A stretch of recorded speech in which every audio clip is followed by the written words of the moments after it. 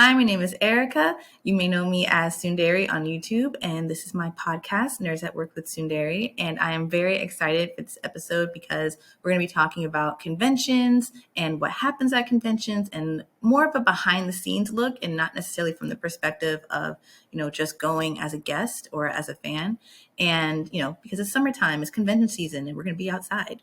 And I'm really excited to talk to my guest, Alaya Richardson. She is currently on the communications team at Zenkaikon, which is an annual multi-genre fan convention that happens in Lancaster, Pennsylvania. She is also the assistant head for staff services, so she helps manage staff and all the things that are going on.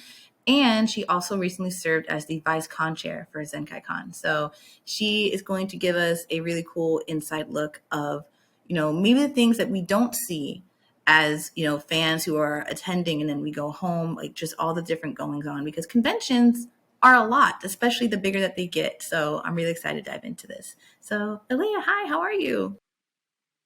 I'm fantastic. I'm excited to be here. A little nervous, so if I triple my words, I apologize, but It is uh, okay. it's human. It is totally fine. For everyone listening, I stumbled over the intro multiple times. Y'all are not going to hear that because I'm going to edit it. But I always tell people I'm a very imperfect person. So if you stumble, it is no biggie. I'm just really happy that you're here. So the first question that I love asking all of my guests is, this is Nerds at Work. So we talk about being a nerd and, turning your nerdy hobbies or passions into careers or opportunities. So the first thing I'd love to ask is, what does being a nerd mean to you? That is one question I think I'm still trying to figure out. Honestly, I've always been the quote unquote weird kid growing up. While my cousins were, outside playing jump rope or riding bikes, I was also riding bikes, but then I'd be that kid that go back in the house and read a book. Or I'd be that kid in the corner that's kind of just watching everyone, feeling out the vibes before I decide to really speak to anyone. Um, but by the time I maybe got to high school and even a little bit of college, I was more comfortable being considered a nerd because, growing up, you're thought, oh, there's two types of people. There's the popular kids who have all the money and throw all the best birthday parties and have the biggest group of friends. And then you have the nerds who are like the loners and the weird kids who keep to themselves and, I don't know, have bad hygiene. All of that is obviously not true. Right. So by the time I got to high school and college, my world perspective was a lot bigger and a lot more people were like, more like me, like, hey, I listen to hip hop, but I'm over here listening to Japanese rock. Or, hey, I watch Sailor Moon, but I'm also over here watching Boondocks. Nobody should have been watching Boondocks under 16, but we did it. So Listen. I found like my nerd niche and I found people who are just like, hey, we're just like you. It's a spectrum out here. And I got more comfortable kind of displaying those sides to me that I thought I had to hide because I didn't think I would have friends or I'd just always be alone, more or less. I'm so glad you talked about that because I feel like growing up, there was always this very particular idea of what a nerd looks like. And I've been a nerd since the day I came out of my mama's belly. I just came out weird like that. But it was, I grew up with so many different people who had nerdy hobbies. I was never really when I was in high school, I definitely was not one of the popular kids or things like that. I wasn't really into sports. I wasn't, the cheerleader or the dance team. I was definitely the band geek, or I did drama club and stuff like that. But Drama nerds. Woo-woo. right, former theater kids. But I was very briefly a theater kid because I was a terrible actress, but I had fun. I did the set designs and stuff. But Oh, much most needed. Like I right. always wish I could learn behind the scenes, but a lot of my focus was like in front of the stage. But hard work to anyone who's worked set, who does lighting, costumes, choreography. Kudos to you. You're the real hero There's no out here. I learned that there's no limit to what you can do with paper mache. but I saw so many different nerds growing up, and I knew one of my closest friends, her name is Key, love her. She is a self-professed nerd, but she's also fly as hell. Like she's such an it girl, and she's just so cool. Um, I think for me, what being a nerd means to me now is you just have something that you're really passionate about. It doesn't necessarily say anything about what your social skills are, or what your hygiene is, or what level of attractiveness you might be, because all that is like that has nothing to do with what your passions are. Like if you're passionate about comics and like that's something that you can talk about all day every day, you're a nerd for comics. If you're passionate about music, you're a music nerd. You're a drama nerd. You're an anime nerd, you know? And it's just about being really passionate about something. But I'm so glad you talked about that, because I think I feel like we've got our idea of being a nerd has evolved over the years, but there's still a few people that think, oh, nerdy means you lack social skills or you look a certain way. And it's like, it's such a broad spectrum, if that all makes sense. And I feel like because we've also been given a variety of like television and media that displays that spectrum for the most part, more people are just like, oh, being a nerd is actually kind of cool. Because, like, I mean, I will give it up to anime. Like, when I was in high school, we didn't have anime clubs. Now I have younger cousins out here talk about, yeah, my anime club did this week or that this week. I'm like, anime club Yeah. in high school? I didn't have that till college. I'm like, y'all out here spoiled and privileged. Like, it really is very interesting out here how the spectrum of like what it means to be a nerd or a geek about something has really changed.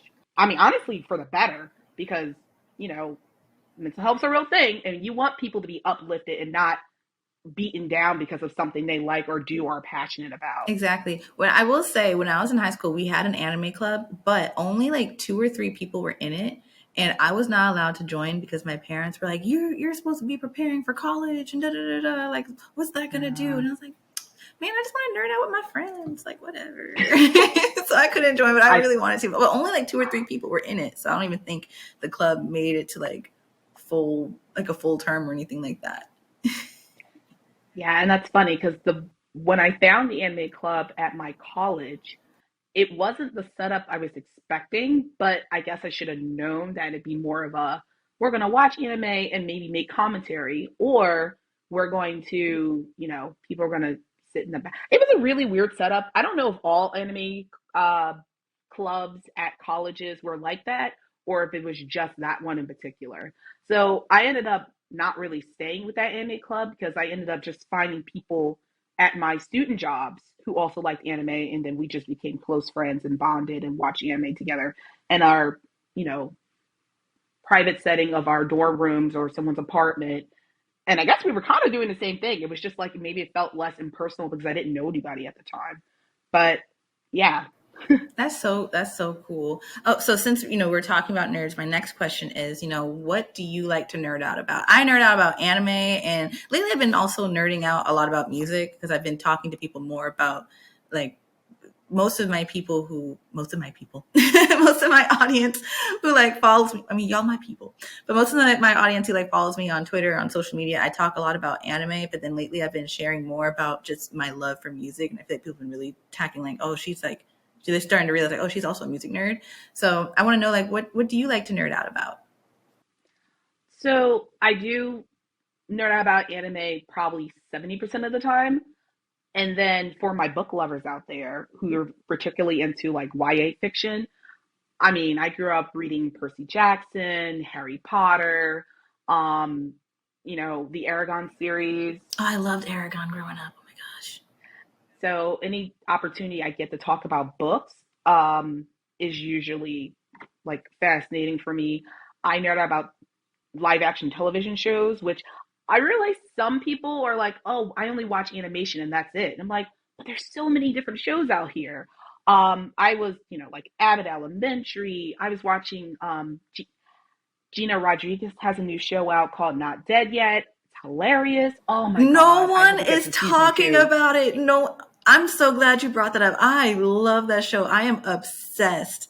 Oh my gosh, you're the only person I know who has like brought this up. Like every time I ask you, like, oh, have you seen Not Dead Yet? They're like, no. I'm like, watch it. Oh my gosh, I'm sorry. It's so good. And like just Gina Rodriguez as an actor really grounds that show because it's a bit of a wacky premise if you really think about it, but she brings so much humanity to it, because of what her character is essentially going through the course of every episode and how she learns about herself. And it's like, oh my God, this, and because at the beginning of the show, she starts off in not a bit of a rough place. Yeah. And as someone who's in their 20s, feeling like they're in a rough place, I unidentified with that. But then again, you kind of see her progressing towards, trying to find things to like kind of grow as a person.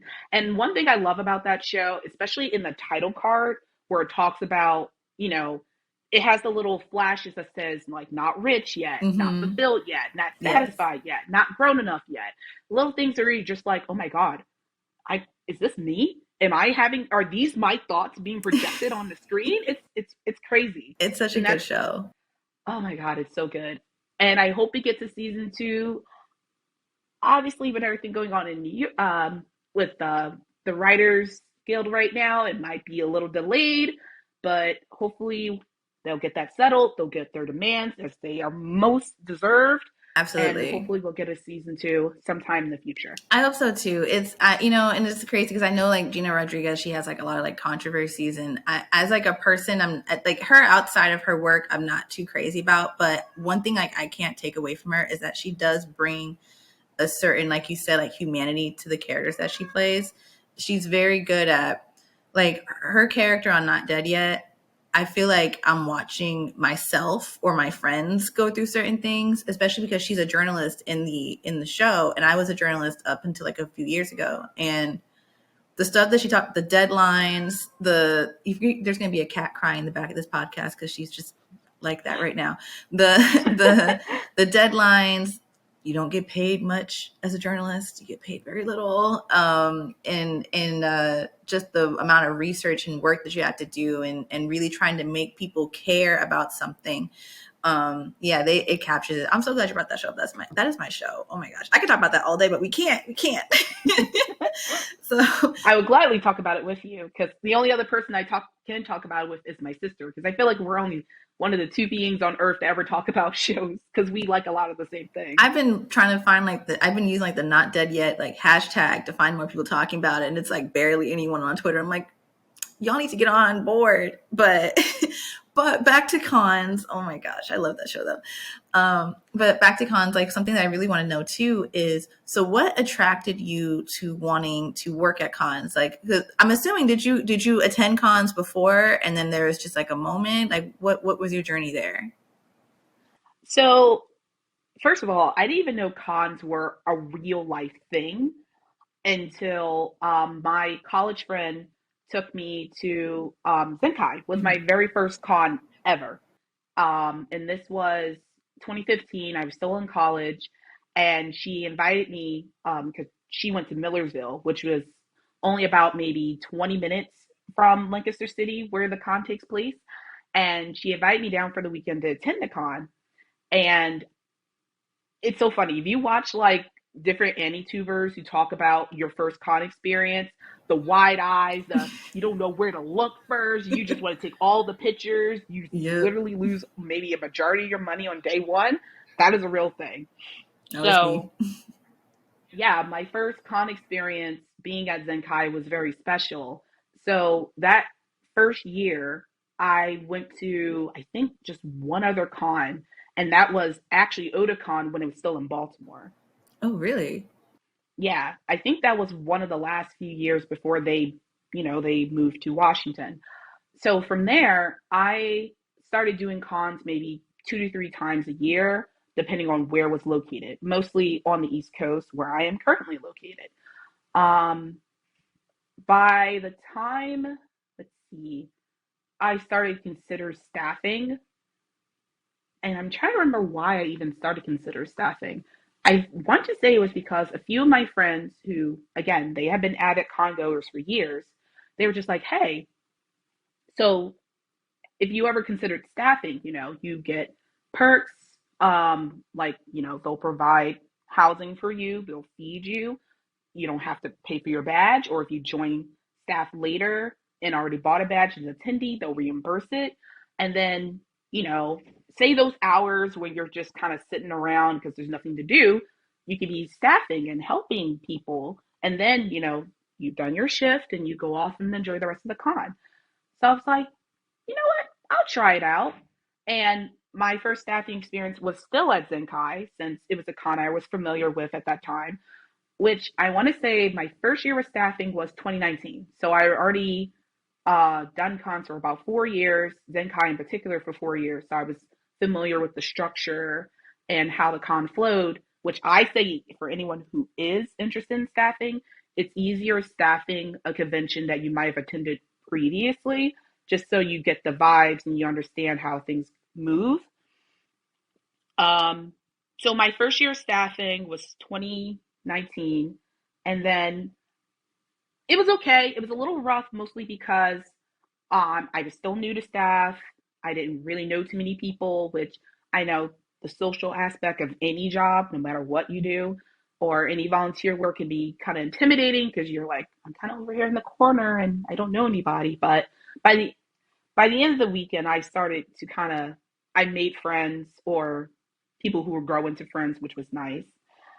And then I was like, okay, maybe I don't particularly like this department I decided to join for my first year of staffing. So I'm going to maybe switch departments for the following year. And then the pandemic happened. So there was no cons, there was no con staffing for at least a year and a half. And then 2021, a lot of cons went online and then just basically ran the con off of YouTube or Twitch, which is also what Zenkai decided to do. So since I was still on staff, I was like, hey, I'll be a moderator to help with, moderating Discord or moderating Twitch chat if anyone has questions for panelists, because they had panelists come on and run games and stuff like that. And that was cool. So by 2022, we're back in person to do a con. We had all the COVID restrictions in. Of course, people out here wilding about the COVID restrictions. I got stories for that if you want to hear them later. I actually wanted, that is something that I wanted to know, is like, because, finish your thought because I have a question. I'll get to those. But we returned in person. People came back out. The con was thriving. And then this past year, 2023, COVID restrictions were, less than what they were the year before. We still had people coming back. And um, my con staff experience has still been good. I actually am on staff at two other conventions that I didn't bring up for our intro. I actually work also at Anime Boston in Boston, Massachusetts. And then this past December was my first time on staff for Holiday Matsuri in Orlando, Florida. Oh, wow. Oh, you were in Florida. That's so cool. I'm from Florida, so that's really cool. Yeah. Awesome. So, I did want to. So, I had another question planned, but you brought up COVID, so I do want to talk about that. So, one of the reasons why I wanted to have this episode is because I feel like, especially since COVID restrictions have like lessened or been lifted altogether at certain conventions, um, so many people, it's going to be, I don't know how else to say this. So many people like to complain, like a lot of like con attend all the time. I'm on, whether I'm on Twitter or TikTok or wherever, I see so many people complaining. I saw people complaining when cons were coming back. I saw people complaining about the COVID restrictions, and then, restrictions have kind of lifted or they've been adjusted a bit, and people are still complaining. They complain everything about the price, about, why is this changing? Why is that changing? It's like, well, I can't even say that we're in a post-COVID world because COVID is still here. But, think with COVID, things have changed. And on top of that, with conventions, you said conventions weren't happening for like a good year and a half. So people are itching to go out. So of course it's going to be more people attending. And because more people are attending, you're going to need more staff. You're going to need more money to throw the convention. So tickets are going to be a bit more expensive. So I guess some of the things that I guess what I want to know is, what are some of the complaints that you have seen recently with conventions? And, what do you feel some people just might not be getting about why things have changed or why things are the way that they are? So this is funny as a twofold question. So my day job as a non-con staffer and nerd professional is I also work at a hospital as a licensed professional. So I'm seeing COVID, obviously not just in the con spaces, but in the hospital setting, which is obviously a whole nother conversation.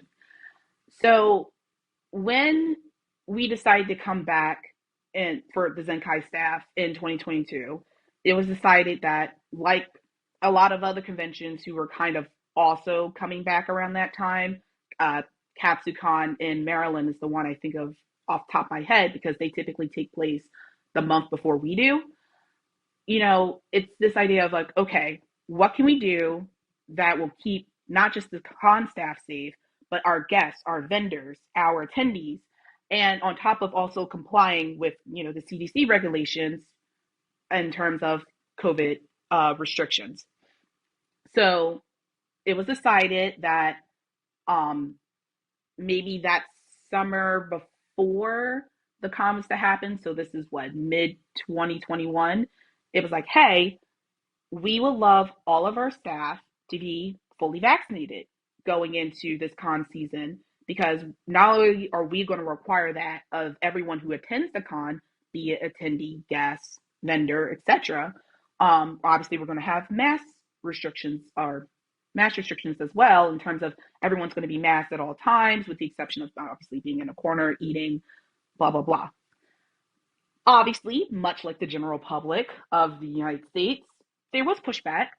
Some people, for medical reasons, they couldn't get vaccinated. So they say, hey, we're going to take a step back from staffing until, the COVID restrictions are at least in a better place. Some people obviously felt entitled that that should not be a thing and it's infringing on my liberty and you're doing the devil's work.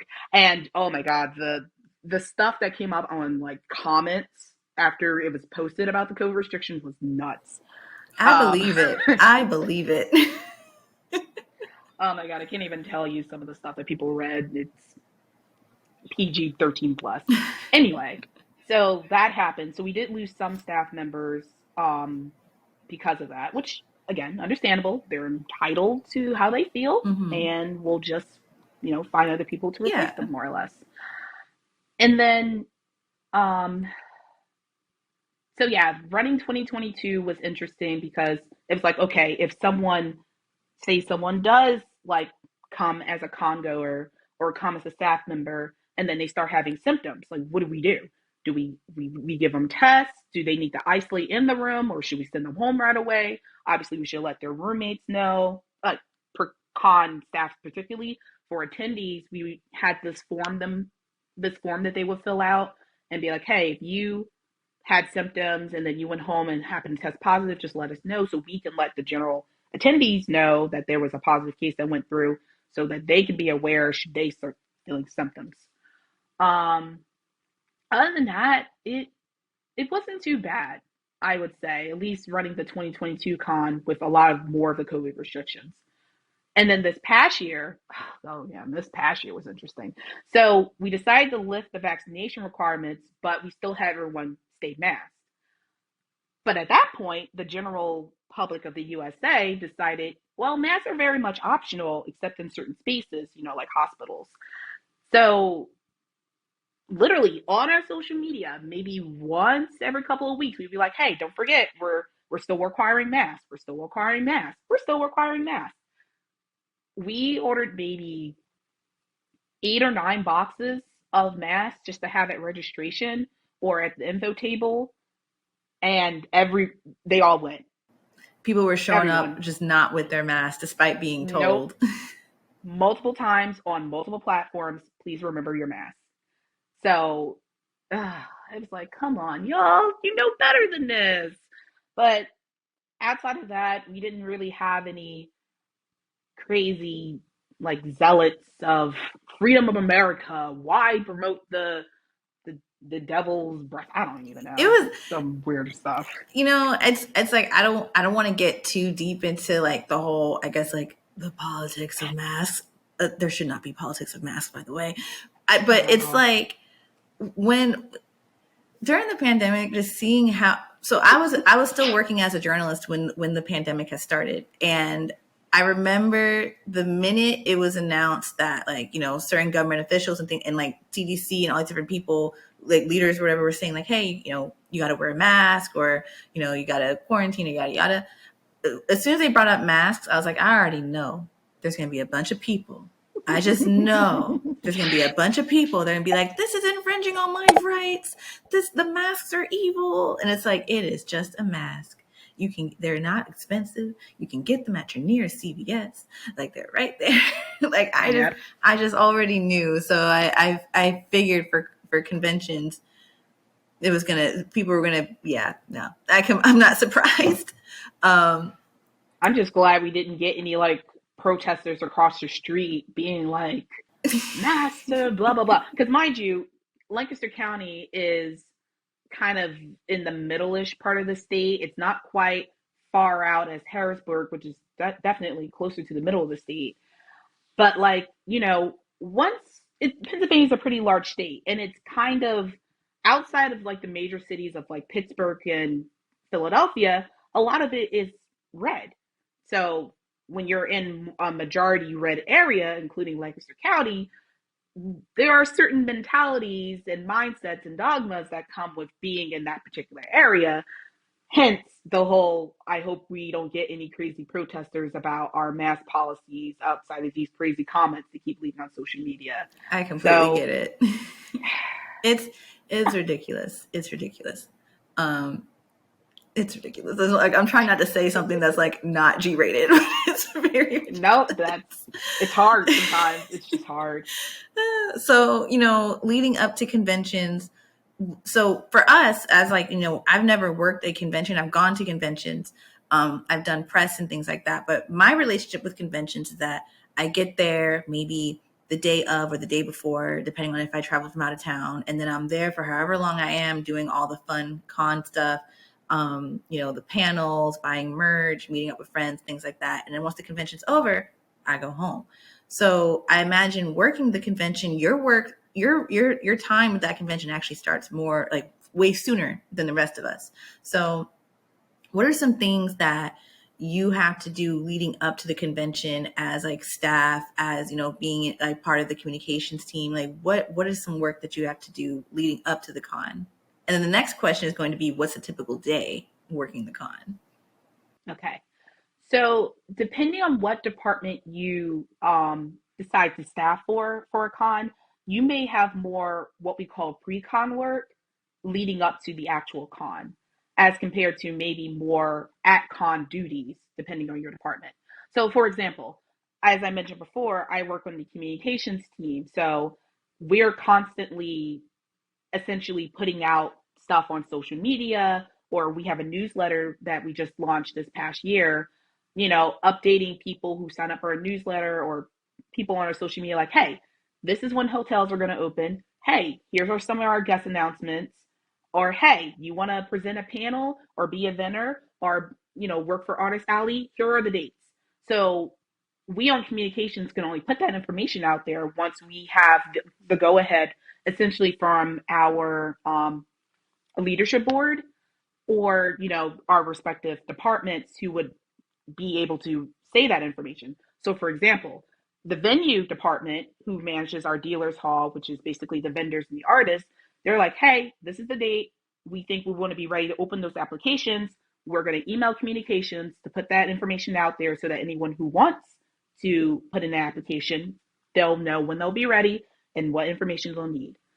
So yeah, for me, communications is a lot of pre-con work, and then we do have some at-con duties.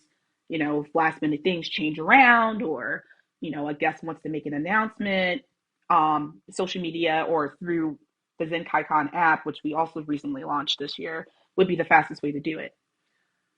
In terms of what I do for staff services, that's basically all year round because we're managing the staff for the most part. That's not full on leadership. So we're the ones looking at applications, dealing with staff conflicts, um, you know, basically anything that has to deal with like members, our staff within the organization will probably go through us. So, for example, if you want to say you want to join staff for a con, you put in an application. We're the ones looking at it, seeing your skills, seeing why you want to staff, seeing where you want to go for staff. And then we'll get back to be like, Yes, we are very much interested in you joining said department you decide to put your application in for. Or unfortunately, that department is currently full, but would you be interested in this department based on the skills you still listed, and so on and so forth. And then the con chair, who is basically kind of the face of the organization, they're doing stuff all year round too, kind of dipping their toes in all the different departments because, we just want to keep everyone on track from this timeline to this timeline, make sure nothing gets no fish fall from the net by accident. I don't know that No, idiom. I know There's what you probably a mean. better one. So does your work with the con um is it so you say you do it all year round? So is your work for the next con, does that start like the day after like the con just wrapped up? So you're already like maybe like a day or two later you're already working on the next con? Oh, the day after a con, I'm asleep. Well, yeah, I would imagine. So essentially, you mentioned how like people will come probably Thursday, if not Friday, to a con, and then they'll usually be out by Sunday. Some people may stay until Monday in terms of like attendees and stuff like that, but that's going to depend on their work schedule or school schedule or just money. You end up a lot. You end up broke after cons. It's a Listen. good broke, Oh but yeah, like same. your soul is satisfied, but your wallet looks at you like, What did we bruh. just do? Yeah. What have you Exactly. done? So for us on staff, a lot of that breakdown starts um, Sunday morning, if not Sunday afternoon, because most cons are usually over by the early evening on Sunday. And then we pack it all up, we put it back on the truck so it can go back to the storage unit until we need it for next year. And then, we have our own kind of like wrap up party, hurrah, hurrah.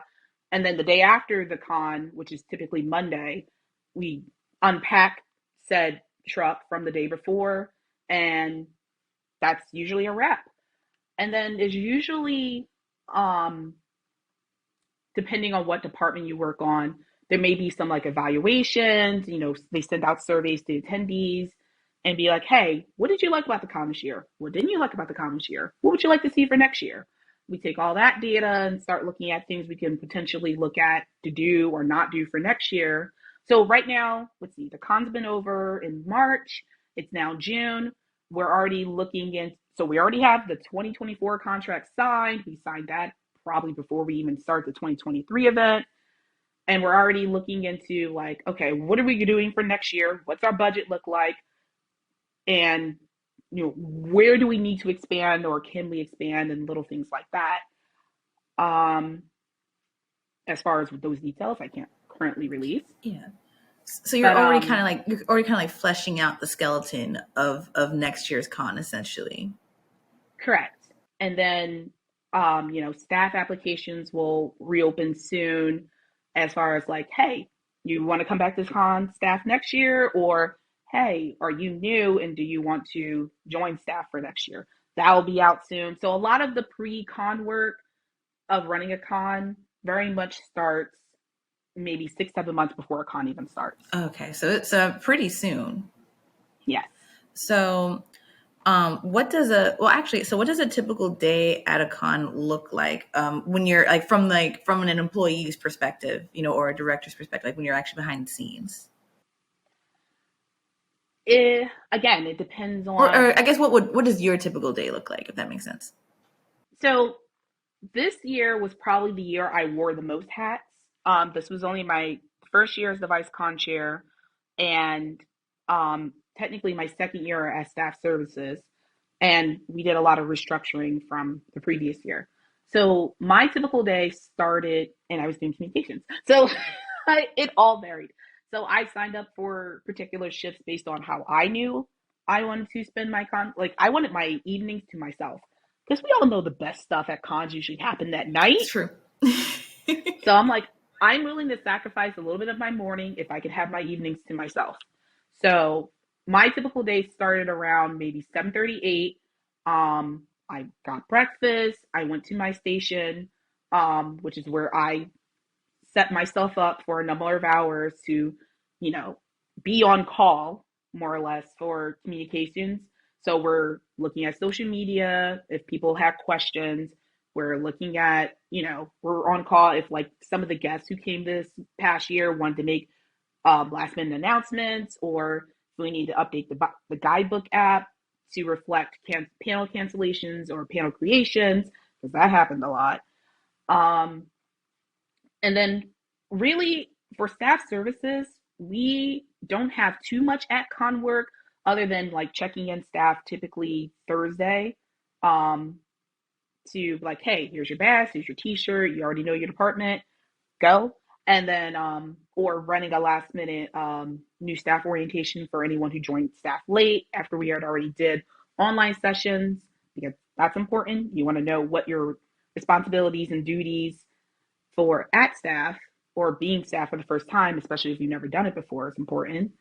And then for the vice con chair, honestly, I'm basically like, I can. That's a bad example.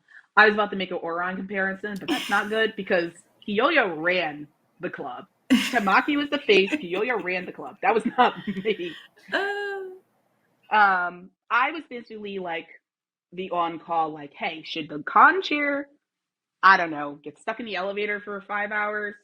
We're coming to you with all last minute anything kind of decisions or weird stuff that might happen, because it did.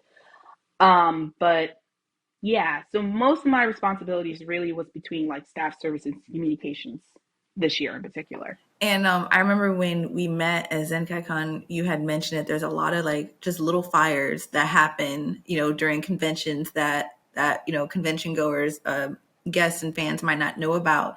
Because again, we're all we see is the merch and the voice actors and the cool guests and the panels. So, what are some of those little fires behind the scene that you find yourself having to put out that people might not think about? Now I have to remember them. um, let's see. I guess particularly when it comes to the guests, um, because mind you, as I mentioned, I worked two other conventions, but at those other two conventions I mentioned before, I worked particularly in guest relations. So I'm the person who's kind of like, I'm just lowly on the staff pool, but I'm kind of there like working as like a liaison, assistant to the guests as they move about their weekend, and taking them to their panels or to their table and all that fun stuff. So, huh. So for example, say on the schedule, said guest has a autograph session from, I don't know, 1 p.m. to 3 p.m. Cool. You're going to do that. That's good. Now, let's say said guest decides, hey, I actually, since I have some empty time in my schedule, can I add another autograph session?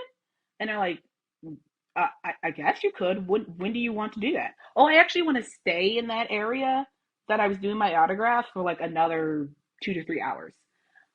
And then you're like, oh, mind you, because guest relations people, they stay more or less in the general area with a lot of the guests.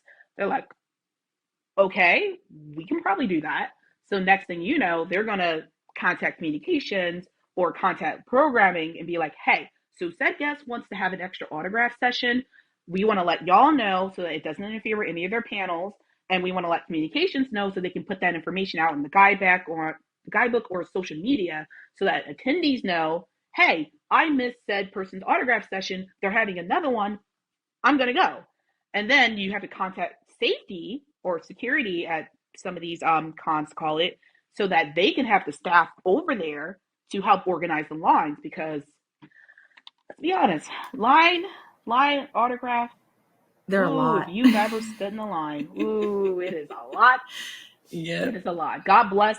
I just want to say it now to anyone who works security or safety at a con. God bless you, because I can only take so much of people, let alone people who are antsy and they've been standing for long hours. They're probably dehydrated. They probably have low tempers at times. God bless you for handling that with as much grace as you can. But yeah, little fires like that you might see, or like I mentioned, like sometimes there might be panel hiccups. Like the panelist decides they don't want to show up for their panel that they signed up for to begin with. Now we have to tell social media, hey, so this panelist did not show up, did not check in. Can you put out an information like, hey, we're going to have to cancel that panel? And then, program would be like, well, did they have another panel or a third panel throughout the weekend? Do we need to cancel those? And do we have anyone on backup who maybe want to give a panel, but said they couldn't because, we didn't have the space? So little things like that, it's very interesting, that people don't may or may not see because, if we do our job well, you should never know. Right. So do you find sometimes, so a lot of it sounds like things are obviously out of your control, a panelist canceling last minute or a guest wanting to extend their autograph time longer. Do you sometimes find that a lot of attendees might not see it that way, and then they maybe get frustrated with staff as if it's like you're doing? Because sometimes when I know when I in past jobs that I've had, when I was working at the TV station, some things would happen that I'm like, I have nothing to do with that. I can't. And people would look at me like, well, you're the one that works here. And it's like, I can't, that's not me though. Does that happen a lot? It has, and it just depends on the person. Some people are either, well, me in particular, I've really had a mad person come up to me about something that was out of my control. I often get the emotional people who are just like, I don't know how to take this news, and you look like they're about to have a whole mental Oh breakdown in man. front of you, and you're just like, I don't even know what to say because anything I say is just going to make it worse. That's what I've mostly encountered. To which case, I just have to talk them off the ledge and hopefully, to the best of my ability, say something that will at least give them like a resolution. It's not a good resolution half the time, but I can't control that. That's all I can say. I can only I can only give you what I've been told, and if should anything change, you just have to watch whatever communication the con staff is putting out. I'm a low person on the totem pole. That's also what I usually say at my job. I'm a low person on the totem pole. This is what I've been told. Should that change, I will let you know. But half the time, I can't control what's at the top. I can only control what's on my level right here. Mm-hmm.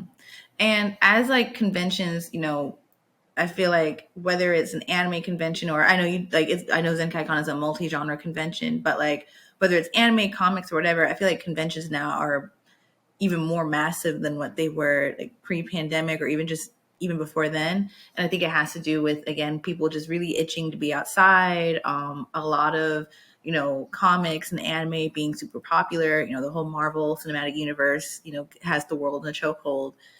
Do you feel like cons are getting even more complicated to run as they get bigger and bigger and more people attend? I guess the answer to that could be potentially a yes, but mind you, of the three cons that I mentioned working, they're more on the medium to small size They're more local ish. cons. Yeah, well, I'm Zenkai is probably my most local con. And I mentioned Anime Boston being up in Massachusetts, and Holiday Matsuri being down in Yeah, those are Florida. pretty big. Yeah. They can be pretty big, but then you think of things of like Anime Expo or San Diego Comic Con or NYCC or even Otakon. Like these, we're talking attendance like sometimes up to 50,000 plus.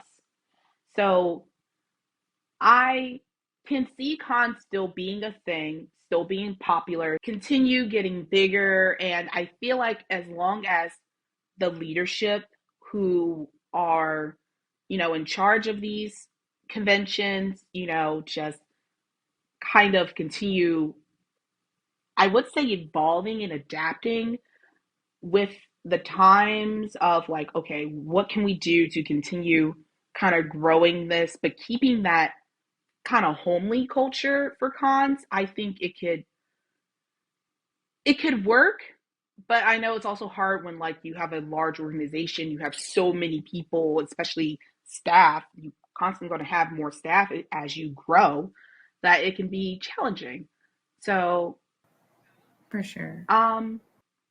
I don't know. I don't know what that looks like, especially since I haven't worked a larger con and I can't speak from that experience. I do have friends who have work those conventions I mentioned earlier. Um, and they say it's, it can be different than obviously working your local home con that might only pull 5,000 people at most or so. So it's, 5,000 is still a lot too. yeah, I agree. Um, I don't know. It's also based on people's comfort levels. I know friends who will never go to those larger cons because they don't like the amount of people, and it's overwhelming for them, like sensory rise. So they'll just stay to the smaller cons, even smaller than the 5,000 I mentioned, because that's just easier for them. So I don't know. It's going to be an interesting landscape, kind of watching them grow and evolve, and hopefully still keeping that heart and the love for the fandoms that essentially created them. Yeah. And, for someone who, if someone is looking to get involved with conventions, like, maybe they've been attending for a long time, maybe they really enjoy it, and now they want to actually do more stuff behind the scenes, what advice would you have for them, people who want to actually work cons? I would say, don't be afraid to um, you know play to your strengths. So for me, I'm very much like a organized. I'm not afraid to yell at people. I I like spreadsheets. Like, play to your strengths and be like, okay, that those skill sets or those interests you have could be good for like convention ops. So they're basically the people, the brains of the con, who are running the con while everyone else is kind of like filtering around doing their own um, departments. If you're good with tech or good with social media or good with like graphic design, join communications, because they're always looking for people to help spread the word of the con in whatever fashion that they can. Um, I would say also, don't be afraid to say you do join staff and then for whatever reason you didn't like the department you joined. You can always switch. If you like the atmosphere that the con staff created and you were able to complete your first year, I would say, hey, you like the con and you like the con staff and you just don't like your department, you're more than welcome to switch. I switched departments multiple times while being on staff, at least at one of the cons I worked with, because I was just like, I'm still filling out where I feel like I can play to my best strengths, for example. And I would also say, if you're not fully committed to staffing, because a lot of cons staff have like a 24-hour minimum for hours to work with shifts. I would start off as they call them gophers. I know some cons don't call them that anymore, but it's essentially someone who's not on staff, but they're like a volunteer who can just work maybe little hours here or there throughout the weekend with staff to kind of get a feel of what staffing would look like. And because it's not as heavily committed as being a regular con staff person, you can feel out, hey, do you even like the idea of possibly staffing? Because some people will do the volunteer hours and be like, that was fine. I don't know if I want to staff. And then, that's that. Or they'll do the volunteer hours and they'll do multiple hours, almost comparable to that of regular staff, and be like, yeah, that was fun, actually. I wouldn't mind being on actual staff next Mm-hmm. year. So, So just, oh, sorry, go yeah, ahead. that's all I would say. So just essentially, just playing to your strengths and then being open to like changing it up if it's not something, if you're in a department that maybe isn't your vibe. What are the departments that you work at, if you don't mind me asking? So, I've done live programming. I've done well, I'm currently in communications and staff services. I've mostly I found my niche kind of NGR because I do like the idea of like I'm the person that the go-to liaison. Um, I've done con ups, and that's really the ones I've mostly explored. There's so many others out there. Just again, it depends on what your strengths are and what you're knowledgeable in. And, you can kind of go on a con's website, look at what departments they have. A lot of them have descriptions and sub roles. and you can be like, oh, that looks interesting, or oh, that looks interesting, and kind of just move from there. Awesome. And I have two more questions for you. One is, do you have a favorite con memory? This could be from when you were attending, or this could be as like, working a con, but do you have like a memory that you're just like, oh, that was like amazing. Wish I could go back. Con memory. Just as working or just from any con I've been to? Either or, but if you have a favorite from working, that's fine too. One from working. That's a funny one. That was kind of like, what? How did that happen? We're not gonna, we're not gonna worry about that one. Oh No, no, share. that's more of a, we're not supposed to talk about that. So, Oh, okay. I just, in retrospect, it's funny to me, which obviously helps nobody else because they don't know the story. Um, I would say a favorite con memory I had was probably from the first year I worked not worked Zenkai, I attended Zenkai. So this is 2015. And that year they had invited three different voice actors from Attack on Titan, the English Oh, version. cool. Oh, So we're nice. talking Matt Mercer, Laura Landa, and Trina Nishimura. So you have Levi, Mikasa, and Annie up on the stage talking about working on the show. Because mind you, I think the show had just finished its first season, maybe that year Mm-hmm. prior. Um, Mm-hmm. and that was also the year I have this giant Attack on Titan poster that's just the Colossal Titan trying to like swipe at Aaron. And I got them to sign that. And I took pictures. Oh, cool. Oh, So again, nice. this is babyface me, my first con, you know, and getting to meet people who worked on a show that I very much loved was like was like fantastic to me. And I also remember them being like, "Whoa, this poster is amazing." I was like, "Thank you. I bought it at my college sale and it sits on my wall." So, and to this day, I still have that poster. But since I've been to so many cons in years following that, I have what, over 20 signatures at this point? Oh, that's so cool. Wait, so is it all those signatures on the same poster? Yeah, I've Oh, that's so I've ran cool. into so many different voice actors who've worked on the show that any opportunity I get, I try to get them to sign my poster. That's so cool. And it's the same poster with all 20. That's so cool. So just seeing it like, oh, that's like seeing all the signatures grow. That is amazing. I didn't think to do that. That's a good idea. I actually might have like a designated, like, this is the poster that if I see the voice actor from this anime. That's a good idea. I think I might actually do Yeah, that. it's funny because I actually met someone who they have this Star Wars poster that they say anytime I go to a convention, I take it with me because there's guaranteed someone who's worked on a Star Wars property. Because mind you, there's what, loads of Star Wars properties So at this many. point. And I looked at it, and there's almost like 60 signatures on that Star Wars poster. That that is so cool. I'm stealing that idea. I am stealing that. It'll be a little And I'm costly, but it's gonna look glorious in a frame for all to worth it. brag for. Exactly. Worth it. I think my favorite anime in the whole entire world is Yu Yu Hakusho. So if I meet voice actors or anybody who worked on Yu Yu Hakusho, I think I'm gonna do that. Like have like a designated like Yu Yu poster. That's really cool.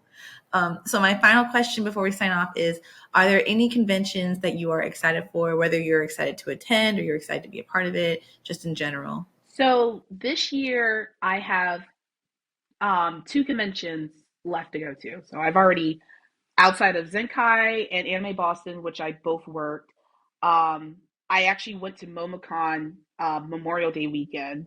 That was my second time going there. It's always fun. I highly recommend.